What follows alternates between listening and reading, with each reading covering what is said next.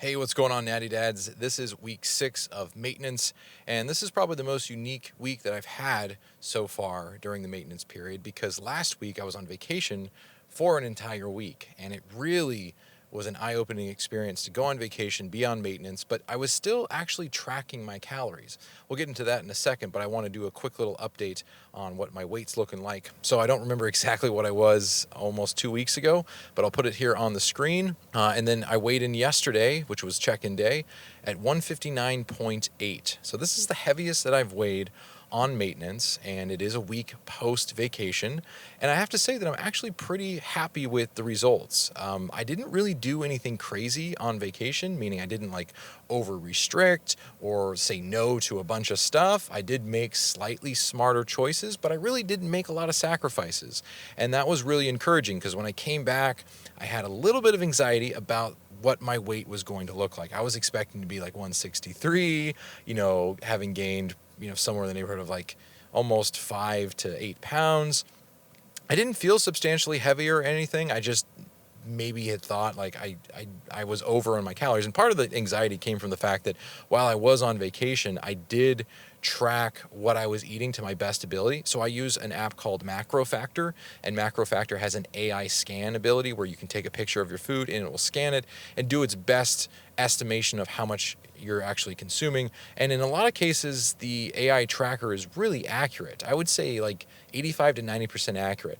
There's only a couple times where I'll go in and modify some things, but it gets the quantities pretty accurate and it gets the food pretty accurate. So I'm pretty happy with that because I can take it on vacation. I can kind of get a rough estimate of what I'm consuming. But one of the decisions that I made before I went on vacation was I'm not going to restrict how much I want to eat because this is my time to sort of not completely let loose, but have a little bit more freedom and just see where I land. And on most days during vacation, I landed about 250 calories to 300 calories over. There was at least one day where I landed like 400 to 500 calories over. And so, so be it. It's whatever. So that was a really interesting experience that when I was eating sort of in a much more loose environment and not really over restricting, I didn't really go crazy. And I don't drink alcohol. I don't drink a lot of calorie drinks at all.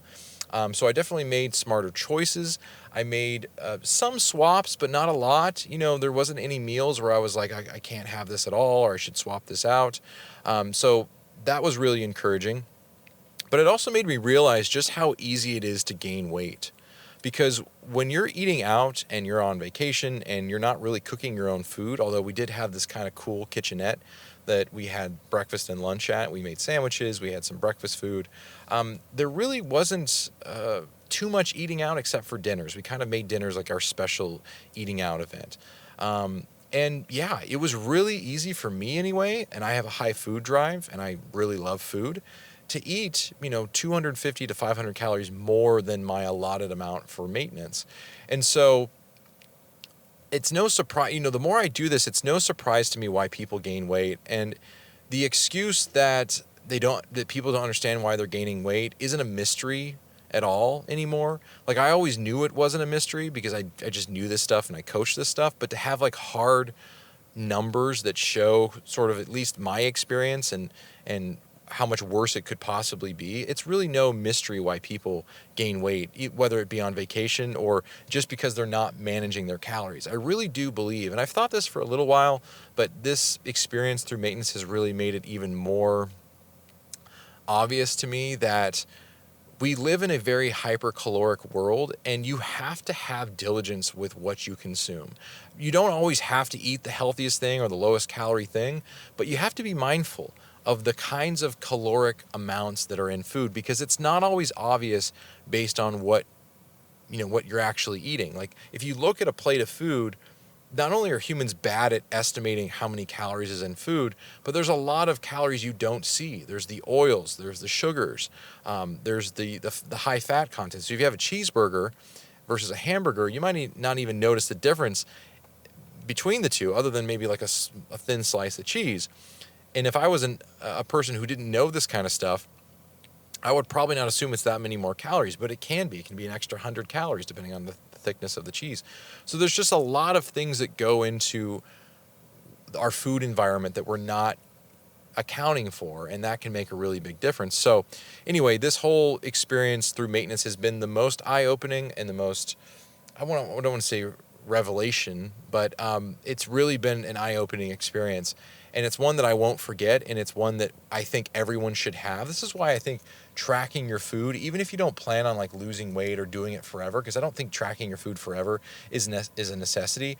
I'm kind of a weird person, and I like to know what I'm eating at all times, because at this point for me, it's more educational than it is like a burden or like a sacrifice or any sort of thing like that. It's education to me. It's like anything else. It's like taking a course. You learn things as you experiment. And it gives me better insight to help you to understand how to navigate these things, so that when people come to me and ask questions, I can have a better idea of what's actually going on, even though they aren't tracking their own food. So anyway, I highly recommend that everyone get MacroFactor. I'm not sponsored by them. I'm not getting any sort of like pay increase.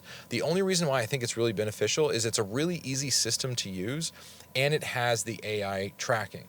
My brother does not like to track his calories. He's very, fitness minded, but he does not like to track his food. The only reason he got the app after I showed it to him is because it has the AI tracking feature. So all he has to do is take a picture of his food, and it just logs it for him. And for like the first 2 weeks, I told him, I said, dude, don't even like try to change anything. Just log what you're eating and see what's going on. And he texted me like 3 days later. He's like, dude, this is the best thing ever.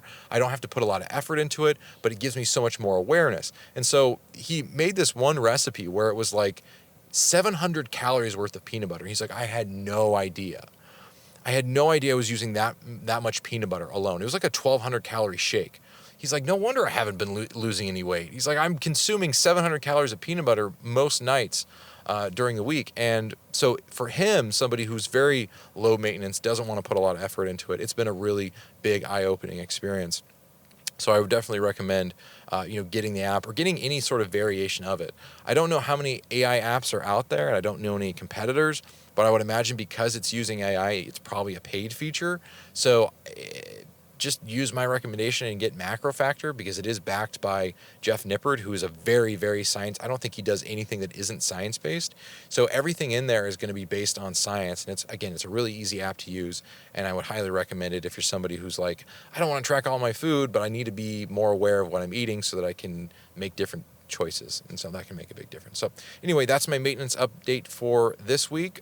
Thanks for watching this video. If you like this video and you want to see more videos like this, let me know in the comment section down below. Don't forget to subscribe to the channel if you want to see more videos just like this, and also follow just basic fitness advice on how to be a healthier dad in this crazy environment that we live in with food and calories and all that stuff. And then as always, if there's anything I can help you out with, you can either put that in the comment section down below, or I would highly recommend following me on Instagram, because I sort of do a daily journal on Instagram. Not quite like this, but I just do like little videos here and there. And it's a really easy place to connect and get to know me, and for me to get to know you.